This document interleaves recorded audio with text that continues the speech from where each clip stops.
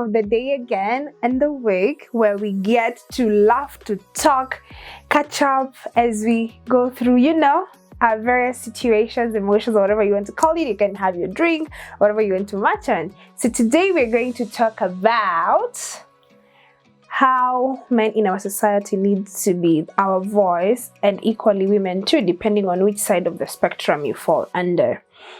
As a young girl, there are things that I'm actually lucky, because there are things that I didn't go through that a lot of young girls of today are going through as early as even a few months old. And this is different forms of abuse, whether sexual or whichever form of abuse. That's what I'm talking about today, sorry. So it's so sad that as a woman, everything about you always have to think about what you're doing, how you're saying things, what you wear, and even when you think you've done everything right, it's never enough. So it's not even about what I'm dressed in or what I am or even where I'm from. A good percentage of women have actually been assaulted, either directly or indirectly, from the catcalling, to the groping, to the real deal, like the whole way assault and all those ones. And it's so sad that you can't even trust a man with their own child. That is especially for a girl. Like, you can't trust your own husband most of the time, or even in the male figures in that house with the girl, because you're never too sure what will happen. How did we get here as a society? When did it come that you look at a child and the next thing is sex? Is it sexual perversion, or is it just illnesses, or just something that we're not really ready to deal with as a society? Because you cannot tell me it's normal. We cannot use the devil as an excuse. Time for that is long gone. It's so bad that every time a young woman is always looking, at his shoulder to see what is happening, who's following me, I don't feel safe.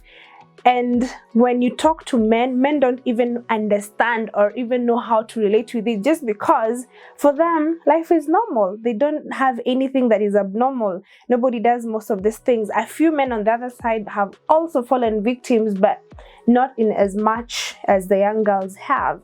And the only other situation where a man gets to understand when I tell him the situations as a woman or young girls go through is when you tell them, and forgive me for using this example, if another man comes after you or makes his move, that is the only time they understand how uncomfortable it is, because for them it's unnatural. And that is the only way that if I give him that situation, that's the only time he will be able to relate to the issues I'm talking about. But do I have to talk about it that way for you to understand where we're going?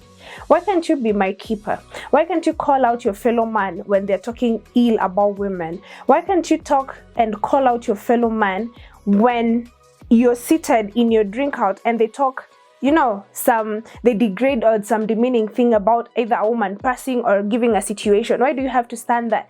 Majority of you men, you can't even leave your own children, whether girls or boys, with your own friends. Why? What does it speak about your character?